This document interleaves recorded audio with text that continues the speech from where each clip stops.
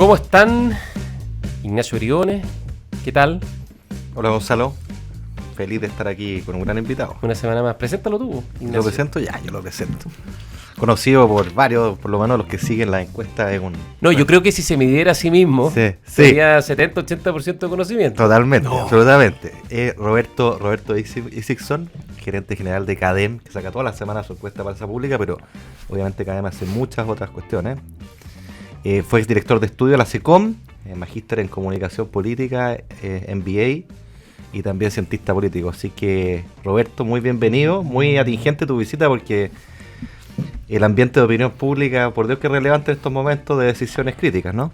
Bueno, muchísimas gracias por la invitación, feliz de acompañarlo. No tengo el nivel de conocimiento de usted. Oye, pero hablando en serio, ¿has caído en la tentación de medirte a ti mismo? No como nombre, pero sí hemos... y porque es importante... Bueno, tú eres un vocero, tú eres... Yo soy vocero de presencia pública. Soy vocero. No me medido como nombre, pero sí hemos medido la marca en comparación con el resto de la industria. Y ahí tenemos una clara posición de liderazgo que nos tiene bien contentos. No, sin duda, yo me acuerdo cuando tú partiste con esto, fue a fines de Piñera 1 con eso de Chile 2. Yo de hecho era jefe del segundo piso, digamos, jefe asesor del segundo piso. Y fue una cosa impresionante, porque uno sufría con la encuesta una vez al mes, y Mark, y ver esta encuesta que salía una vez a la semana era como una puñalada semanal para los gobiernos. Cuando estás bien es maravilloso, pero generalmente eso no ocurre. Entonces era un palo a la cabeza a la semana, y ni hablar después cuando me tocó ser ministro durante el presidente Piñera 2, digamos que ya al comienzo estuvo bien, ¿no? Porque tuvimos muchos meses de mucha aprobación y todo, pero después ya el 2019 el estallido fue una cosa tortuosa, pero valiosa. Muchos nos criticaron en su minuto, o sea, cuando teníamos el proyecto de Plaza Pública nos dijeron que estábamos locos, que cómo íbamos a hacer una encuesta semanal, que más qué sentido tenía, y nosotros lo que veíamos que tenía todo el sentido del mundo, que desde la irrupción de las redes sociales, ¿cierto?, los ciclos de formación de opinión pública se iban acortando cada vez más, y que era importante poder tener una herramienta que identificara esos cambios de opinión. Y por otro lado, una herramienta que también se atreviera a algo que no había ocurrido antes, que es que se atrevieran a no solo a medir el fenómeno particular, aprobación presidencial, fenómeno elección o aprobación de un ministro, sino que las razones que explican, ¿cierto?, esos cambios, y no dejárselos a la interpretación de la guata o de lo que podría haber dicho en ese minuto el Mercurio la Tercera. Ese era el objetivo. Yo creo que después de 10 años, más de 500 encuestas, estamos en la encuesta número 506 ya. Imagínate. El objetivo está súper cumplido. Y evidentemente las encuestas tienen desafíos importantes y exámenes que dar cada vez que hay elecciones. Oye, y en esa clave de que los tiempos de opinión pública se acortan naturalmente con las redes sociales, los videos, los TikTok, en fin, ¿cómo cambia también la metodología de encuesta? Porque tradicionalmente era teléfono, papel, hoy día me imagino que capturar la atención de alguien que te quiera responder es más difícil, hay que ocupar otras plataformas. ¿Cuál es el desafío de ustedes ahí? A mí me encanta la historia de la investigación de opinión pública, particularmente la de Chile, digamos, pero esta evidentemente está asociado al mundo. En el Chile de los 90... Cuenta un poco la historia de la encuesta. Si uno resume la historia de la encuesta, en Chile comienza en el 90, formalmente. Para el plebiscito del 88 hubo... El 88 es la primera encuesta que hace Cepa Dimar, que se guarda en la notaría, ¿cierto?, y que anticipa el resultado del triunfo del no. Antes hubieron intentos, pero estaban mediados por la dictadura. O sea, cualquier encuesta que se quisiera hacer tenía que pasar por el escritorio de Francisco Javier Errázuriz. Yo alguna vez... Cuadra. De Francisco Javier Cuadra, ¿verdad? Capaz que también del otro. Claro. Oye, yo una vez escuché que a Pinochet le mostraban las encuestas previo al plebiscito que aseguraban que ganaba. Porque esa historia yo no la manejo tanto, Roberto Méndez la tiene mucho más clara que yo no existía, literalmente, pero la historia es que hacían la encuesta y luego había un proceso posterior a la encuesta donde empezaban a corregir, bueno, y los militares que no pueden, que no responden encuestas y que pesan tanto, y estos que no están, digamos, y la empezaban a como a corregir, o a torturar hasta que dijera lo que el jefe quería que pero yo tengo otra anécdota, que esto ya es parte de la mitología, digamos, y de la historia de la política, de los pasillos de la moneda, que se la escuché alguna vez a alguien decir que no se atrevían a mostrarle encuestas que le decían que iban a perder, no se atrevieron, y que por eso las maquillaron y las torturaban hasta que confesaran. Exacto. Claro. Oye, y por eso, al parecer, el resultado del plebiscito, los primeros resultados causaron un choque en la moneda, porque nadie esperaba, salvo los que estaban más informados, digamos, pero Pinochet no tenía, y su asesor más directo no tenían idea. Y dice la leyenda que el retraso de esto que no sabe, que el primer cómputo y después no hubo cómputo hasta como la 1 de la mañana, y que de hecho el primer cómputo Canal sí, digamos, fue el 0,01% de los votos con materia entre medio. Claro, exactamente. Que la demora fue porque se encerraron en el Salón Prieto, que es un salón muy desconocido que está en el subterráneo, Pinochet y su familia y sus asesores más cercanos, y nadie se atreviera a preguntarle, bueno, ¿qué hacemos? Digamos, los resultados ya dan una cosa que es incontrarrestable, y que se escuchaban adentro llanto y volaban las plumas, y una cosa muy terrible, y como nadie lo informó, fue un golpe brutal, digamos, y eso en buena medida explica también el retraso, porque nadie fue capaz de tocar la puerta y decir, señor, perdimos, digamos, y porque el que se asomara y dije, bueno, ¿y la encuesta? Claro, es que para que veas tú. O sea, las encuestas al final pueden terminar diciendo lo que uno quiere, digamos, ¿cierto? Tú las puedes apretar, torturar, digamos, filtrar, procesar para que dé un resultado, pero evidentemente eso al final va a tener un contraste. Ya, pero la historia parte pero de ese periodo, claro, pero la historia moderna, digamos, de las encuestas parte de los 90, y hay un primer gran periodo que va desde el 88 hasta el 2006, un periodo largo, donde básicamente se hacían encuestas cara a cara, y la principal encuesta cara a cara era la encuesta del CEP. Primero CEP ADIMAC, después CEP sola. 2 encuestas al año, no más que eso, con flujos de información bien acotados, con una fuerza de la prensa escrita muy significativa, ¿cierto? Las radios también tenían su rol, digamos, pero básicamente los cambios de opinión eran muy acotados. O sea, lo que opinaba el sujeto A, lo opinaba durante probablemente años. Y nos informábamos de manera estructurada, y había un proyecto de país cohesionado en torno a la idea del desarrollo. El 2006 viene el primer gran cambio que tiene que ver con la irrupción tecnológica, ¿cierto? Que es... Internet. que es el teléfono. Claro, es el teléfono fijo y los celulares. Claro. El SMS, los mensajes de texto. Claro, no se usa mucho para hacer encuestas de opinión pública, pero también funciona. El 2006 pero es muy temprano, ¿se intentó usar mensajes de texto? texto? Sí, se ha intentado. No funciona bien. Yo desde mi punto de vista no funciona muy bien. Puede que alguno lo use, digamos. Pero el 2006 es el primer gran cambio, y aparece la encuesta de IMARC y Roberto Méndez, que había sido socio del CEP a comienzos de los 90, había dejado de hacer encuestas políticas, y el 2006 aparece no solo una encuesta telefónica, sino que al mismo tiempo una encuesta que ya no tiene un carácter de 2 veces al año, sino que era mensual. Y la encuesta de IMARC medía la aprobación del presidente, la aprobación de los ministros, de las áreas de gestión, y básicamente repetía exactamente el mismo cuestionario todas las semanas. ¿Y eso partió el 2006? Sí, y bueno, ahí vino el fenómeno Bachelet, 2008-2009. Claro. El 80% Bachelet lo midió ADIMARC. Parte del primer gobierno Bachelet, y efectivamente ADIMARC es el que muestra que la presidenta sale con un 78% de aprobación después de la crisis subprime, el 2009. El 2009. Y por lo tanto hubo un segundo gran periodo donde convivía la encuesta de ADIMARC con la encuesta del CEP entre el 2006 y hasta el 2014. En enero de 2014, CADEM hace su primera encuesta Plaza Pública, que es una encuesta que partió con una metodología híbrida que consideraba teléfono más punto de afluencia. Hoy día es una encuesta solamente de celulares, pero fueron 2 grandes las innovaciones. La primera es el carácter semanal, y el segundo, como decíamos antes, es medir la coyuntura, es medir los temas, no solo la aprobación, sino que qué explica. Y si estáis de acuerdo o no con la reforma tributaria, con la reforma de pensiones, la de educación. Y ese fue un gran cambio. Y una pregunta, ¿qué respondes tú, o cuál es tu mirada respecto a cierta crítica que hay a estas encuestas semanales? Porque esto en Estados Unidos, en Europa, funciona mucho, ¿no? A estas encuestas permanentes, y ¿cómo se llama la típica página? El político. El político, que encuesta en tiempo real prácticamente todo. Pero en Chile no estamos acostumbrados.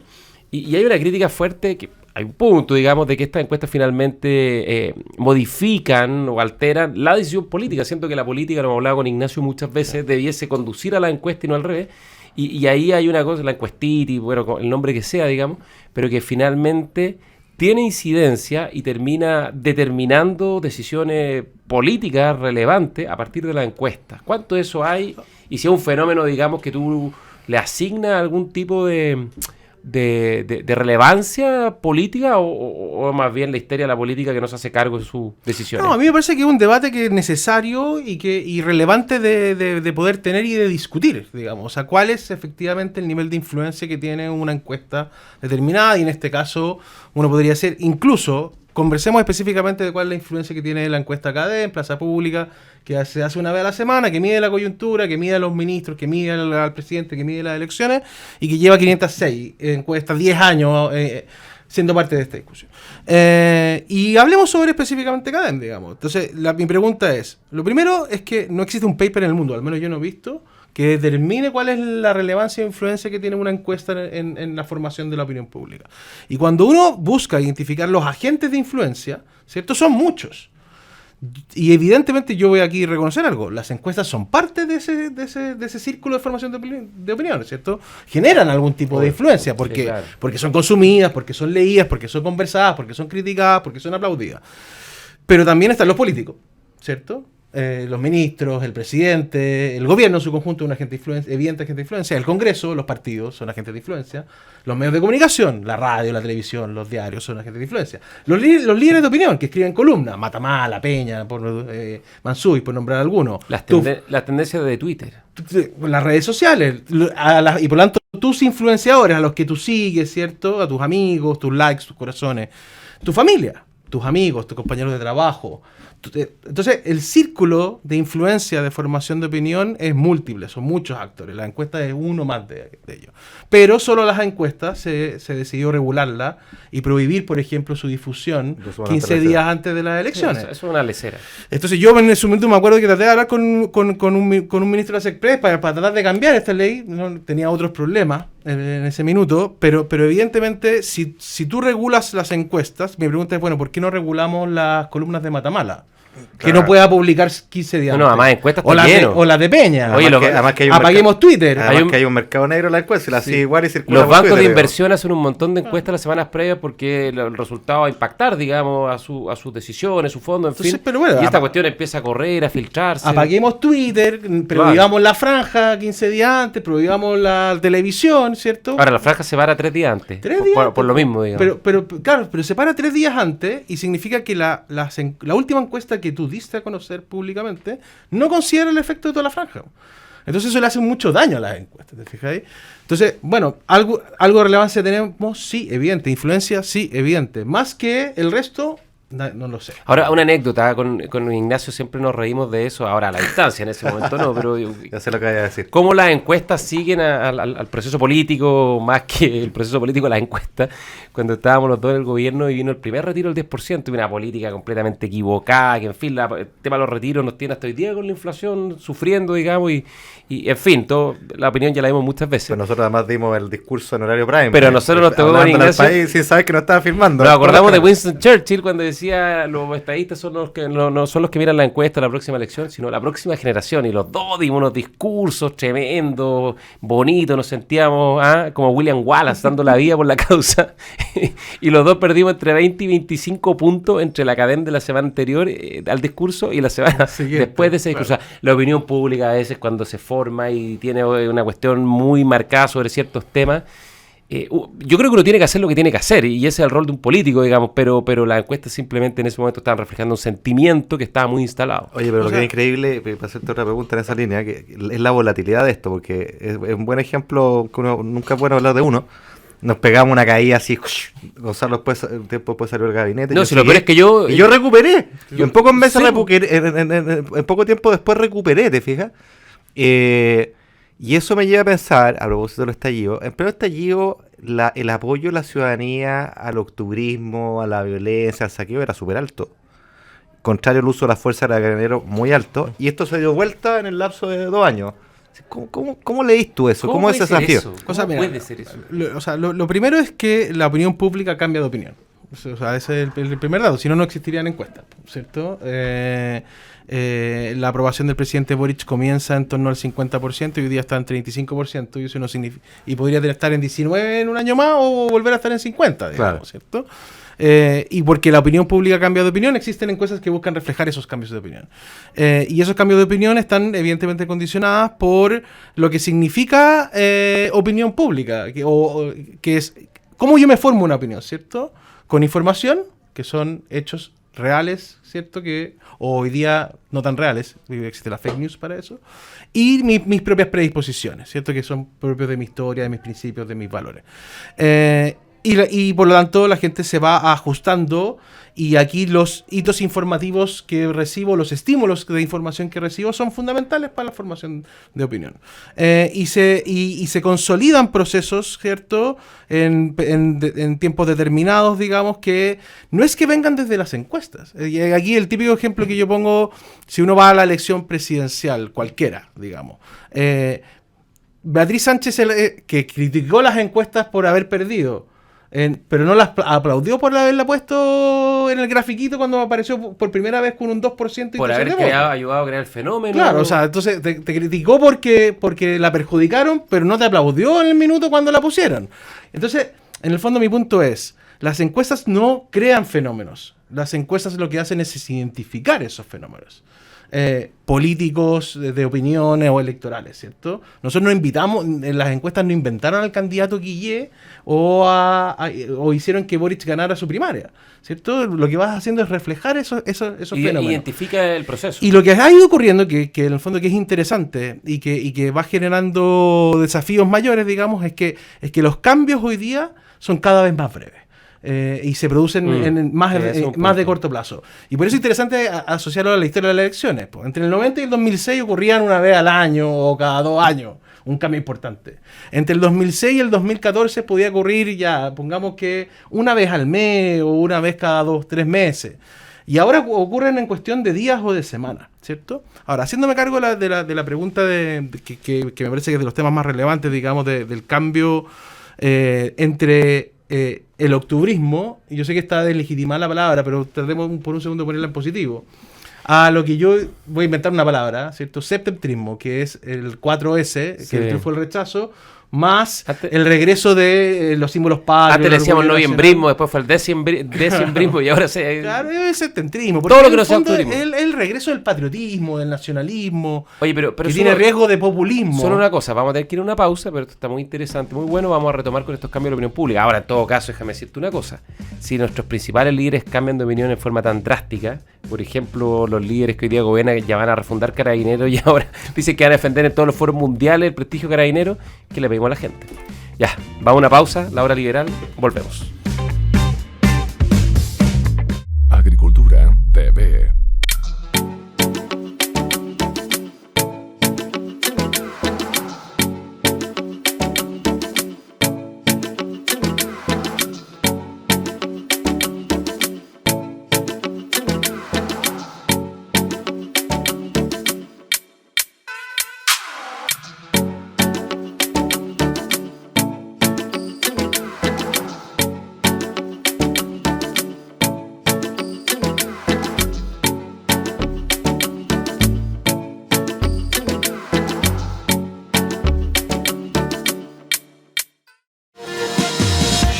A veces como que se piensa que lo sostenible es solo medio ambiente. Esto no es agua para la agricultura, es agua para los alimentos de todos los chilenos. Generar alternativas que sean rentables para los agricultores para una agricultura sustentable.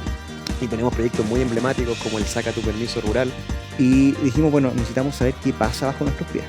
Tacatemu, Panquehue, Yayay, San Felipe, hacia los Andes también. Como siempre, en Agricultura TV.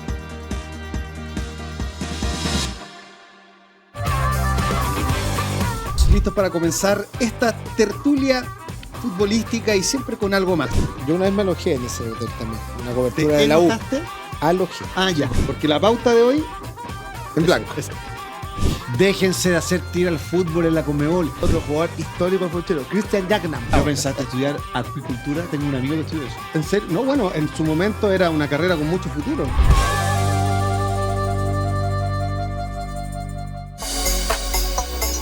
Saludarlo, acá estamos súper contentos partiendo ya otro capítulo de Desarrollemos Chile por las pantallas de Agricultura TV. Aquí se ha agradecido tremendamente que hemos hecho verdaderamente educación. Nosotros combinamos esas dos tecnologías y lo que logramos con eso es tener captura de movimiento en tiempo real dentro de la realidad virtual. Nuestro primer desafío es entender cuáles son los empleos de futuro. Y es un problema metodológico. Porque se nota muchísimo la diferencia de cómo uno puede generar impacto en un proyecto. ¿Qué tal, amigos y amigas? ¿Cómo están? Trataba de modificar ese rol. Y se escucha la fuerza que tiene. En los programas hacíamos el libreto el mismo día. Una bandeja con fajos de billetes. Desenmarcarme de mi papá. Lo que he hecho en menos en los entrenamientos, que uno aprendía mucho fútbol viendo los entrenamientos. Me gusta mucho el fútbol. Sí, Alasco.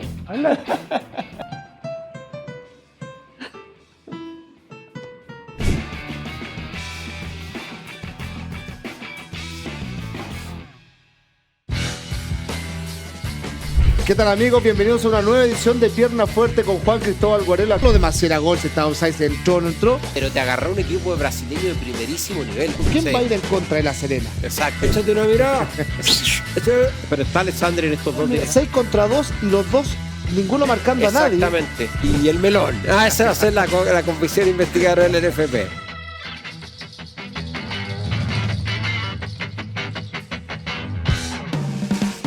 Aprendiendo. Ya, estamos de regreso en la hora liberal junto a Ignacio Briones y a Roberto Isixson, cientista político, magíster en comunicación política, MBA, pero sobre todo oráculo de Delfos de la opinión pública, director o gerente general de CADEM. Roberto, Ignacio te ha dejado hecho una pregunta respecto a cómo se puede entender este cambio tan brutal de la opinión pública desde el octubrismo, una cosa incomprensible, a esta mentalidad fiebrada, fundacional, que coqueteaba con la violencia, a lo ahora, ¿no? Donde hay una pulsión por el orden público, la seguridad, apoyar a Carabineros, el Estado de Derecho y todos esos excesos, digamos, hoy día parecen solo un mal recuerdo, digamos. ¿Cómo se puede explicar o entender algo así? ¿Y qué otros fenómenos similares tú has visto en la historia en Chile o en otros lugares que puedan ser similares y dar algunas luces? Si uno utiliza el concepto octubrismo, ¿cierto? No desde yo sé, de nuevo, lo dije antes, pero lo voy a volver a decir, que está hoy día desprestigiado, ¿cierto? Pero si volvemos a octubre del 2019, y el octubrismo contó con legitimidad de la opinión pública mayoritariamente, ¿cierto? Que se expresó en las grandes movilizaciones que vimos y de los matinales. Y de los matinales y de todo, digamos. Y ese octubrismo lo que era desde la opinión pública descontento social generalizado. A mí nunca me voy a olvidar de una encuesta que hicimos el 19 de octubre, cuando preguntamos las razones de la violencia que se vivieron en la noche del 18, y el 80% nos dijo descontento social generalizado, asociado a derechos sociales, salud, educación, pensiones, a la percepción de abuso del mundo empresarial, el costo de la vida, la falta de tiempo libre, el gobierno de Piñera también, que había ayudado a ponerle chispa. Por suerte no estaban nombrados ustedes exministros, pero sí el exministro de Hacienda. Yo no había llegado todavía. Llegado Ignacio. Yo podía ser culpable, Ignacio. El ministro de Hacienda, el ministro de Salud, el ministro de Economía, eran nombrados, ¿cierto? Etcétera. Ahí aparecían como encendedores de la chispa, digamos, que prendió fuego, digamos. Y lo que hubo fue, desde nuestro punto de vista, y nosotros nos metimos mucho en este proceso desde el punto de vista cualitativo, hicimos etnografía en la calle, en las marchas. Era un desborde de emociones. ¿Qué es lo que una etnografía en simple? Etnografía es ir a un cierto lugar, sin ser percibido, digamos, ir a observar lo que está pasando. Y era un desborde de emociones producto de un descontento social generalizado que había acumulado durante los últimos 30 años. Y eso era real, estaba ahí, existía. Y bueno, yo quiero decir algo más, yo creo que sigue existiendo. ¿Qué ocurrió después? La pandemia. La pandemia fue probablemente una paréntesis, un paréntesis lo que ayudó aplacó mucho. a apagar las llamas. Pero cuando tú apagas llamas, las cenizas quedan. Y luego vino en paralelo el proceso constituyente, que fue, de alguna manera, querido o no, un aplacador también, un encausador del desborde de emociones de una perspectiva más racional. Ahora, esa es la razón por la que fue construido ese acuerdo, digamos. Y funcionó, para darle un cauce institucional a una crisis que estaba desbordada de violencia callejera. Y funcionó. Y fue efectivo, junto con la pandemia, para apagar llamas y moderar las brasas, ¿cierto? Es importante eso. Ahora, es importante recordar que eso ocurrió en noviembre del 2019, o sea, bastantes meses antes que llegara la pandemia. Y la pregunta que uno debería hacer, si no hubiera ocurrido ese aplacador, no hubiéramos terminado encendiendo. Porque yo lo digo a propósito porque muchas personas, y lo hemos hablado mil veces con Gonzalo, uno escucha que dicen, no, que Piñera entregó la Constitución. Así como la opinión del día lunes con 3 espejos retrovisor, cuando efectivamente las demandas sociales no eran por nueva Constitución. Eso es un invento de la izquierda. Había otra demanda y otro malestar. Pero con la misma justeza hay que decir que la salida institucional de la Constitución fue lo que permitió viabilizar institucionalmente esta olla a presión en la que estamos, en cuyo caso, en caso contrario, hubiéramos terminado quién sabe dónde. Déjeme hacerle un punto complementando lo que dice Ignacio, porque a la gente esa es la razón por la que escribí un libro, digamos, porque a la gente se le empezó a olvidar lo que pasó, y eso me parece muy grave, muy delicado, y un poco lo que dice Sergio Mico, ¿no? A propósito de las declaraciones del expresidente Piñera, de que hubo un golpe no tradicional, y lo que dice Sergio Mico, efectivamente hubo un ánimo de interrumpir el mandato presidencial amparado en mucha violencia.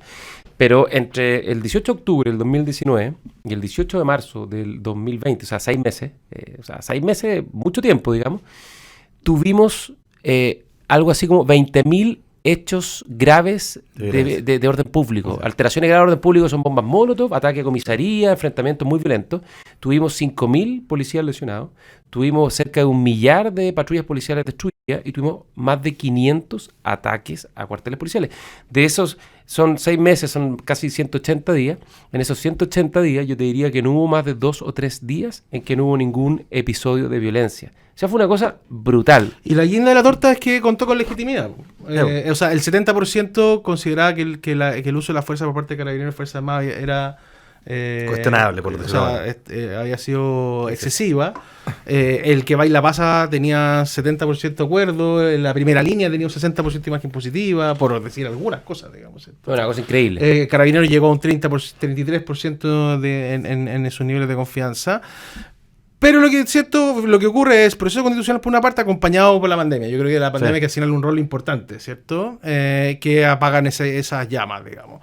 Y luego lo que viene es el proceso constituyente, ¿cierto? Ya termina el gobierno Piñera, gana el presidente Boric en este contexto, en el contexto de una demanda de cambio, le gana al orden que representaba a José Antonio Cast en segunda vuelta, gana el cambio.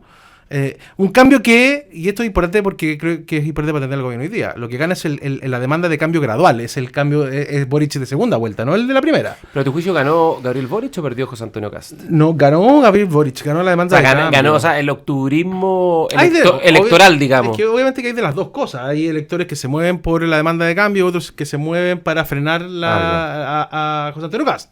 Ya, pero finalmente ganó Gabriel Fue una Boric. Continuación electoral del proceso iniciado el 18 de octubre. De todas maneras. O sea, en el fondo Gabriel Boric es el resultado del estallido social, digamos. Claro.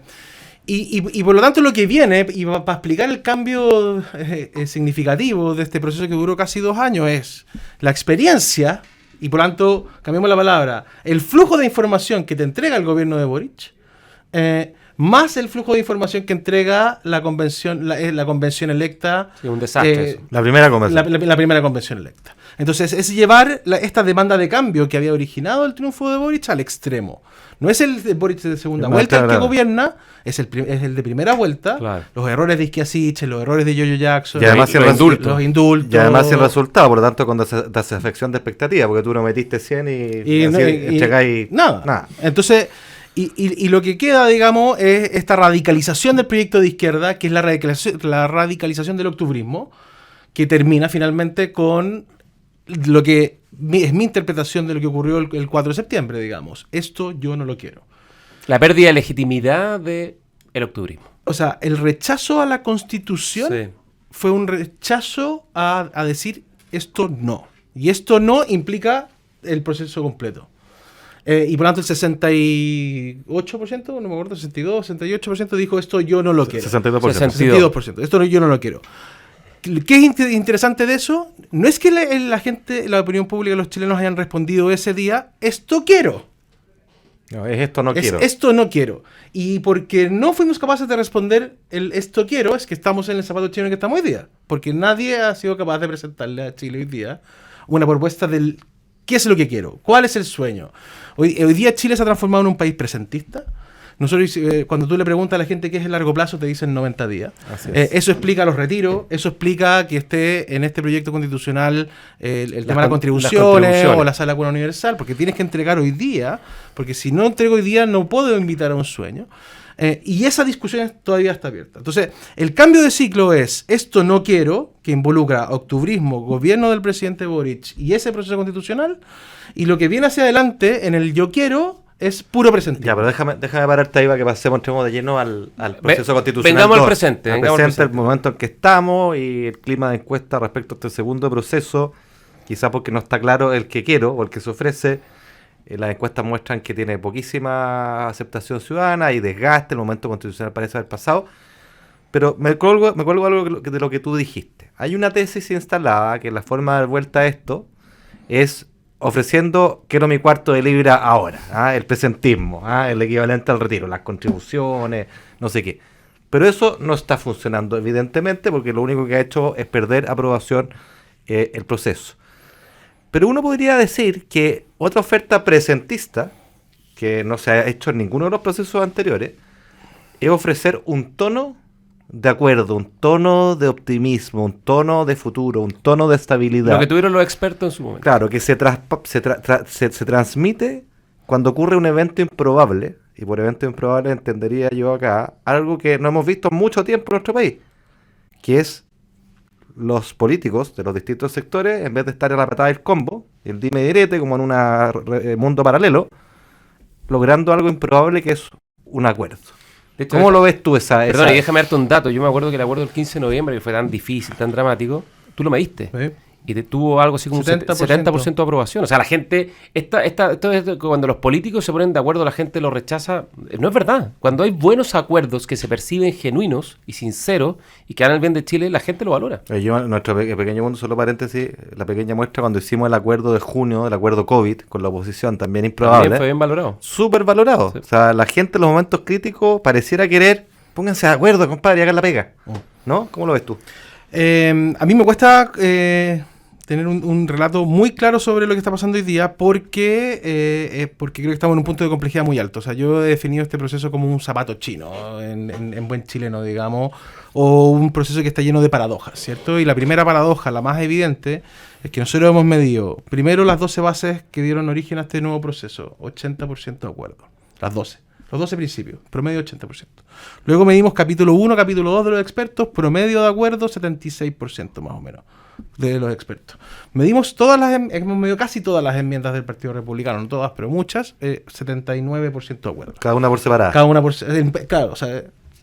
separada y el promedio 79%. O sea, primera conclusión, promedio de todo el contenido constitucional medido, pongámoslo en 78%. Es popular. Y que significa que se aprobaría, digamos, y que generaría mucho consenso, pero solo un 21% está a favor. O sea, entonces, primera paradoja relevante, es algo que no el problema no es el contenido, claro. El problema es otro, ¿cierto? Y cuando separamos eso, entonces, empiezan los problemas. Porque entonces no es el contenido, ¿cierto? Entonces no es tan relevante si tiene contribuciones o no, o si tiene rodeo o no, o si tiene esa la cura universal o no, o si todas no son tan relevantes en sí mismas. El problema es que lo que no es posible hacer, digamos, es, bueno, cada una por sí sola son populares, pero algo pasa en el conjunto, entonces, ¿cierto? En la foto global que o no gusta o no estoy informado todavía lo suficiente. Puede ser el proceso, entonces, el tono, entonces ¿no? Hay algo de proceso, hay algo de tono, hay algo... Pero hay algo... Y ahí vamos a las formas, ¿cierto? Entonces, que es lo que hoy día está mandando. Forma número 1, porque yo he escuchado mucho que han tenido ganas de decir, bueno, volvamos a los expertos, ¿cierto? Volvamos al acuerdo de los expertos. Yo no sé dónde sacaron que los expertos tienen alto acuerdo. Porque, por ejemplo, una de las principales razones de aquellos identificados con la centro-izquierda o la izquierda para votar en contra es que los expertos no fueron electos por el pueblo y que son de la cocina política. Súmale a la gente de centro-izquierda e izquierda que opina eso, más los 5 millones de votos que vienen desde el voto obligatorio, que solo votan porque están obligados a votar, si no, no votarían, que tienen una sola cosa en común, porque son muy diversos, que son profundamente antipolíticas. Sí. Y por lo tanto, en el fondo, no te van a aceptar un acuerdo que venga desde la cocina de la política. Cocinado. Yo no, o sea, a mí no me compro hoy día, digamos, que ese sea un camino, digamos. Volvamos a lo de los expertos como si lo de los expertos funcionara, y esta no. Si la verdad es que ninguno ha funcionado. Entonces, aquí empiezan, ¿cierto?, los problemas, en el fondo, en las formas. Luego, la izquierda no le gusta que el Partido Republicano mande. La derecha, un segundo, Ignacio, para explicar esto. Hay un 25% de la derecha que quiere la actual, que no quiere una nueva, 25, 30 puntos. Yo te diría más o menos la mitad. Es que el 25 del electorado y por lo tanto es como el 60% de la derecha. Claro, que se queda feliz con lo que hay. Que lo que quiere es la actual y hagámosle algunas reformitas, digamos, pero para eso necesita un proceso nuevo. Entonces, en el fondo, y luego está el rechazo al gobierno, a la situación política, la delincuencia, la inflación y otras, digamos. Entonces, salir de aquí es muy difícil. Lo que nosotros hicimos ayer, la semana pasada, que era interesante, es tratar de medir las posibilidades de llegar a un acuerdo, ¿cierto? Que permita aprobar. Entonces, Hoy día está en 21. Si Kast llama a votar a favor, ya podría subir a 37, cosa que todavía no ocurre con claridad. Si los expresidentes también apoyaran, ya podéis subir a 45, pero todavía no te da. Bueno, todos los partidos políticos aprueban esto, digamos, y ahí llegáis a 49. A 49. Y luego, si además esto le da estabilidad a largo plazo al país, termina el proceso, ya puede llegar a 79. Pero para que eso pase, ¿cierto? Necesitáis cumplir una serie de condiciones que es muy compleja. Tenéis que entregar presentismo, pero también en el fondo largo plazo y devolver el sueño. Desde mi punto de vista, el principal problema que tiene este proceso es que nadie es capaz de ofrecerle un sueño a Chile concreto que dé estabilidad para largo plazo. Ya, vamos a volver sobre eso, tenemos que ir a una pausa.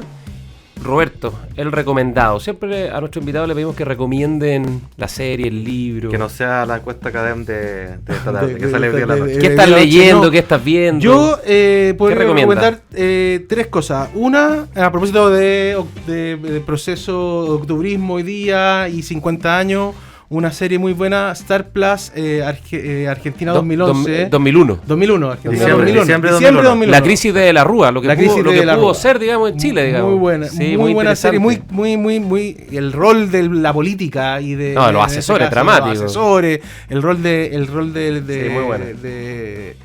justicialismo en ese minuto, los gobernadores. Muy interesante. Y también Argentina 1985, la película. Sí, la serie está 2001 y la otra Star Plus. Claro. ¿Y la película dónde Creo está? que también está en Star Plus o en HBO. La de Ricardo Darín. Sí, esas dos muy buenas. Bueno. Libro Fortuna, que me acabo de leer, una muy buena novela de Héctor Hernán Díaz. Fortuna Héctor Hernán Díaz. Un argentino en Nueva York. Muy buena, la voy a buscar. Ignacio, Fortuna. ¿Tienes tu recomendado? Yo iba a recomendar, pero eso que tú lo habías recomendado, en diciembre de 2001. En la misma Roberto, de Star Plus, de la crisis en Así que me voy a salir de ahí y voy a recomendar una, quizás la he dicho antes, así que me perdón si la he repetido. Pero una serie extraordinaria que yo vi hace no tanto tiempo, es una que está en HBO, que se llama Years and Years, Años y Años. Muy bueno. Que es como de 6 o 8 capítulos, cortita, y que en el fondo imagínensela como un los 80 al revés. En los 80 era una familia de los años 80 que la seguíamos, esta es una familia inglesa, contemporánea, actual, que la seguimos desde el 2018-19 hasta el 2028, ponte. Va para adelante. Va para adelante. Y pasan cosas que nosotros ya vemos que han pasado, el efecto de las redes sociales.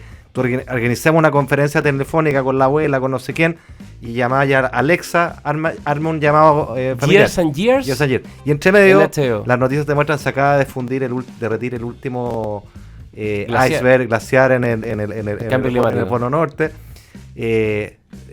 La emergencia de los populismos, llega un líder populista en Inglaterra, autoritario, de derecha, a los Le Pen. Entonces son puras cosas que pueden pasar, que muestran una entropía social, por así decirlo, que yo creo que es parte de lo que estamos un poco viendo. Years and Years, HBO, en Star Plus, la crisis de Argentina 2001, 1985. Yo mi recomendación, nos vamos al tiro, al corte, es la revista Ya. Fíjate que la revista Ya en la última semana ha venido sacando muy buenas notas, muy buenos reportajes. Hace algunas semanas atrás la entrevista a la presidenta del PS, Paulina Bodanovich, cuando hace un mea culpa sobre la actitud de la izquierda en estallido. Y esta semana vienen con una entrevista a Rafael Gumucio, el escritor, intelectual, opinólogo, polemista, y otra muy de Toá, la mamá de Carolina Toá y señora de José Toá, digamos. Muy interesante las dos entrevistas, lo recomiendo. Revista Ya está haciendo muy buenos reporteos, vale la pena. Vamos a una pausa y volvemos. Agricultura TV.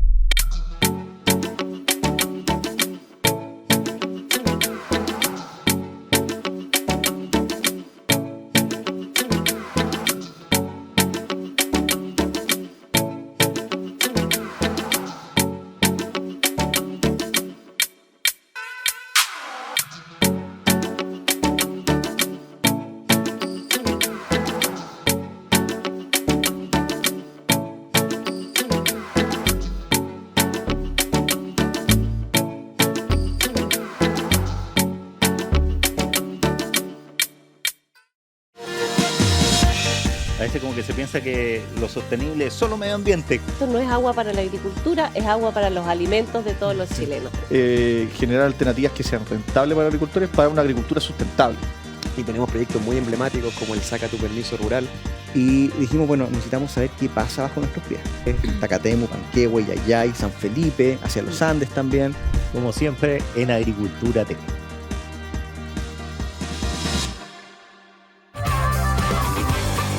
Listos para comenzar esta tertulia futbolística y siempre con algo más. Yo una vez me alojé en ese hotel también, una cobertura de la U. Alojé. Ah, ya, porque la pauta de hoy en blanco. Déjense de hacer tira al fútbol en la Conmebol. Otro jugador histórico fronchero, Christian Jacknam. ¿No pensaste estudiar acuicultura? Tengo un amigo que estudió eso. ¿En serio? No, bueno, en su momento era una carrera con mucho futuro.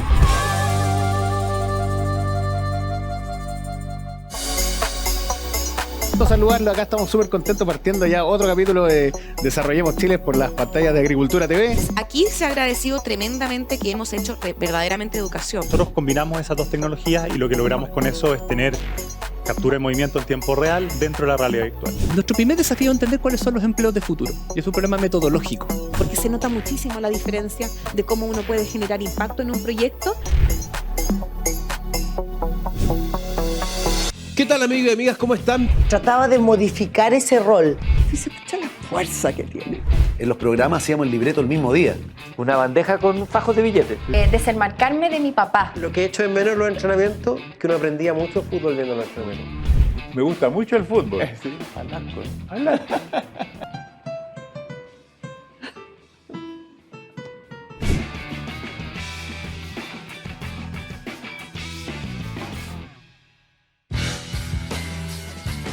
¿Qué tal, amigos? Bienvenidos a una nueva edición de Pierna Fuerte con Juan Cristóbal Guarela. Lo demás era gol, si estaba offside, entró o no entró. Pero te agarró un equipo de brasileño de primerísimo nivel. ¿Quién va a ir en contra de La Serena? Exacto. Échate una mirada. Pero está Alexander en estos dos días. 6 contra 2 y los dos, ninguno marcando a nadie. Exactamente. Y el melón. Esa va a ser la comisión investigadora del NFP.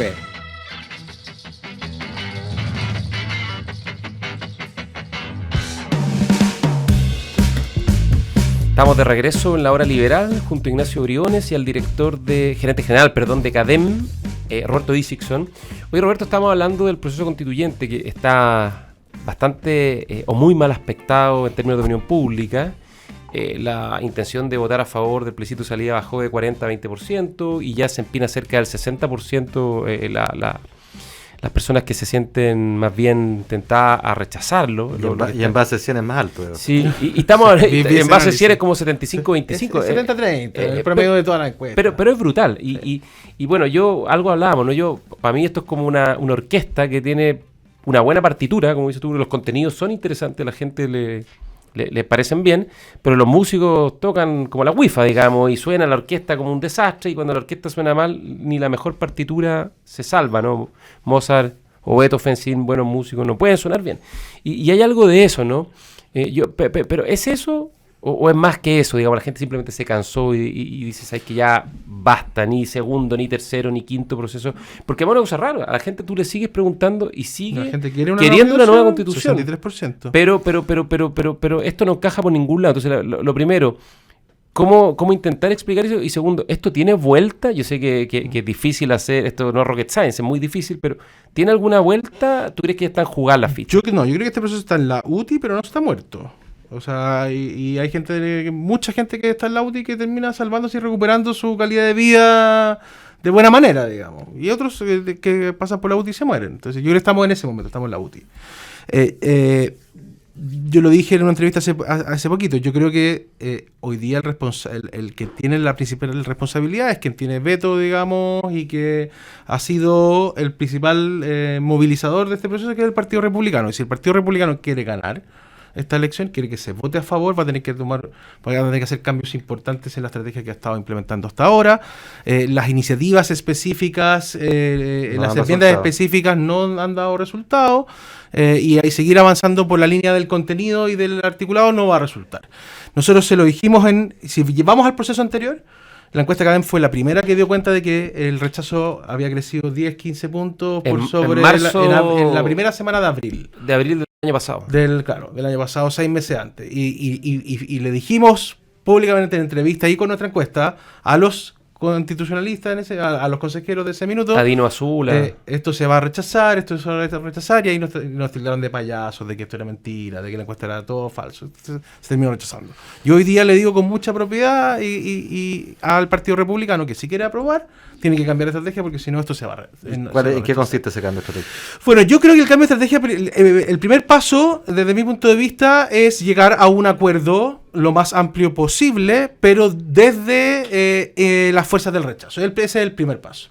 Eso significa un acuerdo muy amplio que considera al Partido Republicano, que considera a los partidos de Chile Vamos, que considera a demócratas y amarillos y a todas las fuerzas que se sienten interpretadas por el rechazo. O sea, no puedes tener en contra a la Evelyn Matei, ¿cierto? Que es lo que ocurrió esta semana, digamos. Entonces, ese es el primer paso. Cuando tú logras ese primer esfuerzo y tienes eso consolidado, que es urgente, puedes avanzar hacia llegar a acuerdo con otras fuerzas políticas que no estuvieron por el rechazo. ¿Pero tú ves viable que solo con las fuerzas del rechazo se pueda abrir un texto constitucional? ¿O tienes que ir al siguiente paso, ir a buscar al mundo moderado, a la centroizquierda? Si toda aquella persona que votó rechazo en la elección en el plebiscito de salida votara hoy día apruebo, vas a ganar con un 62. Ya. ¿Es bueno o es deseable? Esa es otra discusión.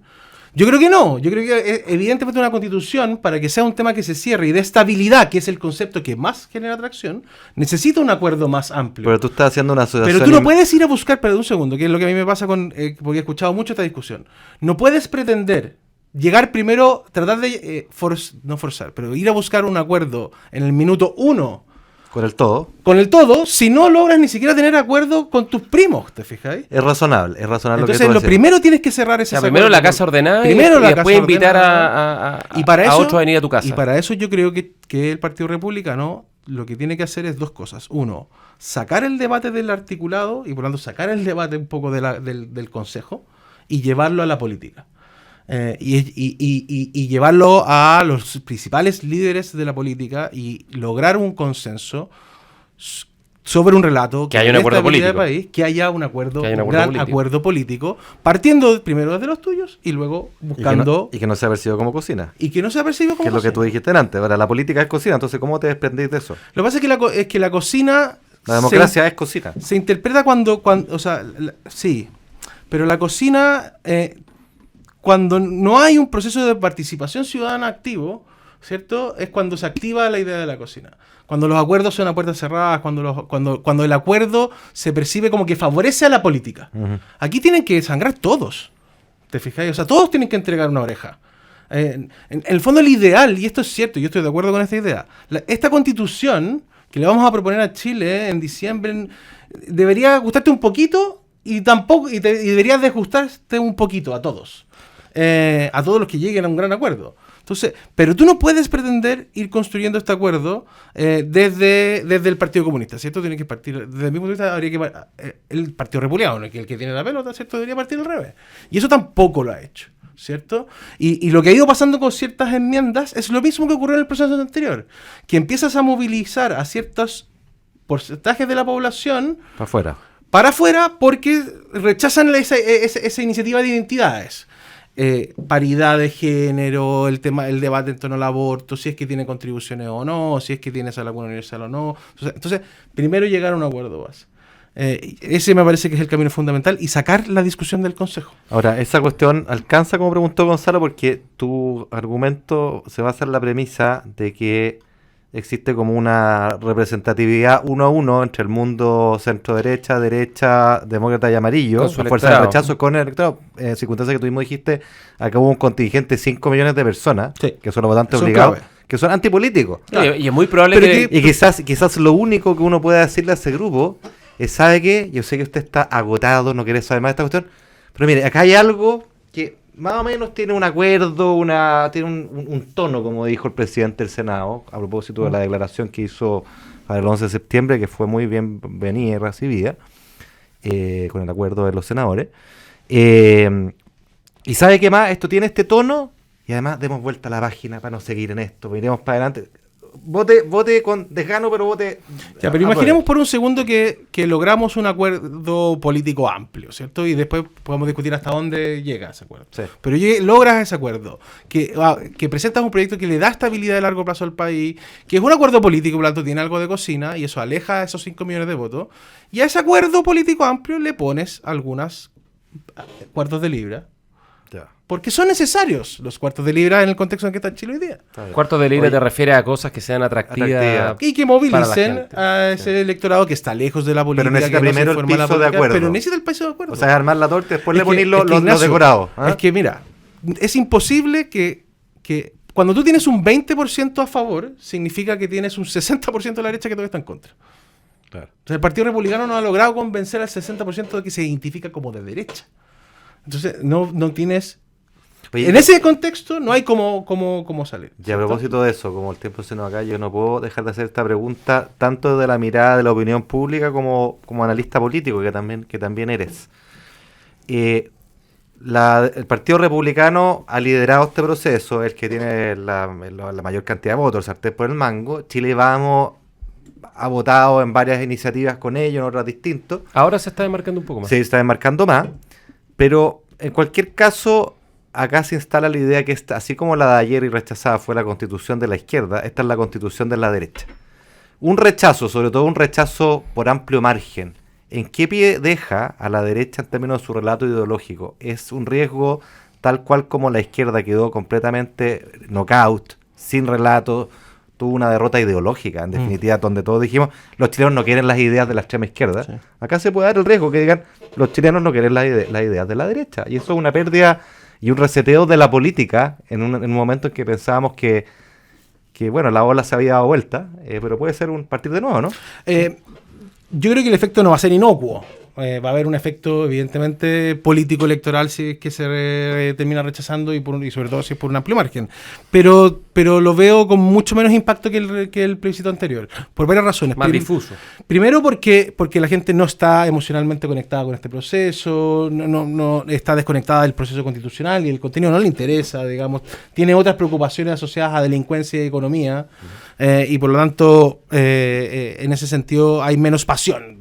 Segundo, y esto es clave, digamos, no es inocuo, pero el Partido Republicano, lo dijo Gonzalo, el 60% de la derecha quiere la Constitución actual.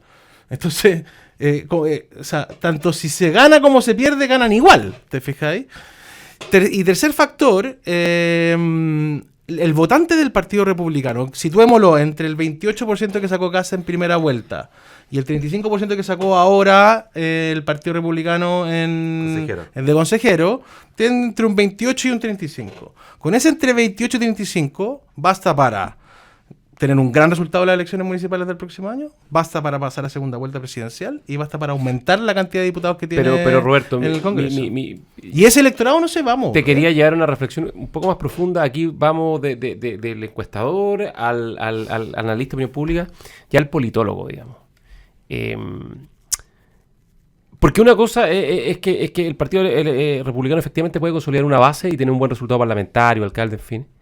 Pero ¿cómo diablo le damos gobernabilidad a Chile? Bueno, ese es el tema de fondo. Y eso es lo que te quería preguntar. Porque a mí lo que me revela de todo esto, y lo hablamos la semana pasada con Ignacio, es cómo nuestros liderazgos políticos, y aquí evidentemente el Partido Republicano tiene el principal liderazgo porque tiene la mayoría en el Consejo Constitucional, cómo no han calibrado la importancia del momento histórico.